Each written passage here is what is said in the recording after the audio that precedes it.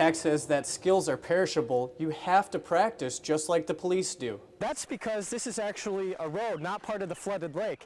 And neighbors say before last night's rain hit, you could actually drive up to that sign. If you're walking downtown, you'll already notice an increase of cars on the streets and people on the sidewalks. And sometimes the easiest way to help them beat the heat is to spray them with a little bit of water. On Saturday, the bets will be in and the horses will take to the track, as they'll once again be racing here at the North Dakota Horse Park. Last year, WeFest made plenty of improvements, from its seating to its high-definition video boards and sound system, and this year is no exception. The other thing you can do is come out to your central air device or air conditioning device and look at the condenser coil to see if that is clogged. Yeah, it's pretty common to see divers out here all the time. Residents who live on the lake say that there's about 28 to 29 feet of water clarity, so divers are out here exploring underwater islands and supposedly a prehistoric buffalo. And the same was the case for Saturday. Two friends were out here in about 20 feet of water just off the public access, when one friend came to the surface and discovered that his 51-year-old buddy was nowhere to be found. At that point, a boat driving by helped search for the missing man cruising back and forth along the axis. Though after about 20 minutes, his body was found and retrieved from about 8 feet of water. The man was pronounced dead when emergency crews arrived. So far, there's no cause of death determined, but we did talk to the Otter Tail County Sheriff's Department, and they said that they're looking at the scuba gear the man used. They said right now nothing visually is wrong with it, meaning that it doesn't look like it malfunctioned, but they are going to have an expert take a look at it to see and know for sure.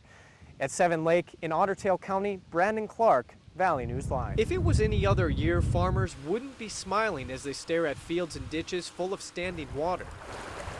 A lot of it would have died. And this 4 to 5 or even more inches of rain couldn't have come at a better time. Especially as this corn starts to tassel. Farmers say another week of the hot temps and there wouldn't be much of a crop to harvest. The corn and the beans were starting to burn up. Now for several farmers, corn, beans, and sugar beets have a chance to recover as they sit at a crucial point. The corn and the beans, now they're just making pods. A blessing, Thomas says, that's not just for farmers. It's a farming community, and without getting the income from good crops, everybody suffers. Though not everyone is smiling, mainly because not everyone received the moisture. I'm a little envious. I see water sitting in the ditch. For farmers like Joe Schmaltz from Rugby in central North Dakota, it's a tough sight to see as he watches his crops get worse. We keep saying we can go another week, but we've said that for 3 weeks here. Schmaltz says he's already seeing stress on his corn and soybeans, and in a week or week and a half, he'll start to see his crop die out. Maybe it'll happen yet. We're kind of running on borrowed time, though. Borrowed time that farmers near Barnesville are finally being able to start paying back. This is going to bring it back to some nice live looking green. Who knows how long it would have been before we would have caught that vehicle. A typical morning on patrol led to a first for the department. This way we got the vehicle and got the driver that was driving at the time. All thanks to an automated license plate reader. A system first added to a West Fargo patrol car a couple of years ago.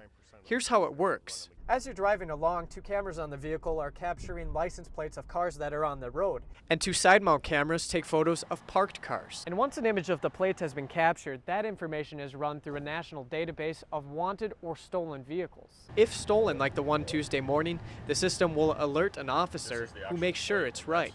You may have a plate stolen out of Minnesota.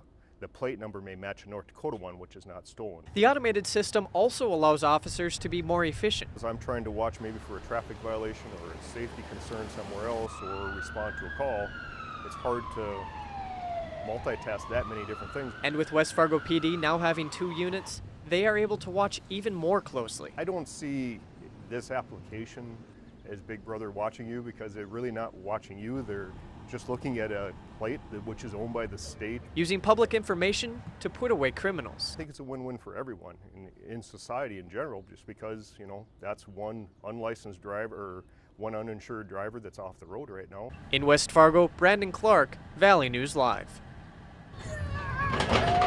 Laverne Bankson remembers the days when her kids would rush out the door, towels in hand. They would ride bicycles down to Island Park every morning.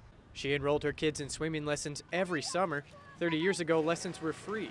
But on a babysitting adventure with her grandkids, she discovered that was no longer the case. And I thought, well, that doesn't seem fair. She's concerned that not every kid has a chance to learn vital lessons in the water. If they just didn't have any fear of water, they would be able to enjoy the outdoors so much more. Putting your kids in swimming lessons at an outdoor pool costs $31.50 for 2 weeks. It's about $3.15 a day. At an indoor pool, it's $44. But if you still can't afford that, there is a scholarship program. The Fargo Park District created the program for any person under 18. They model it after the free or reduced hot lunch program in Fargo schools.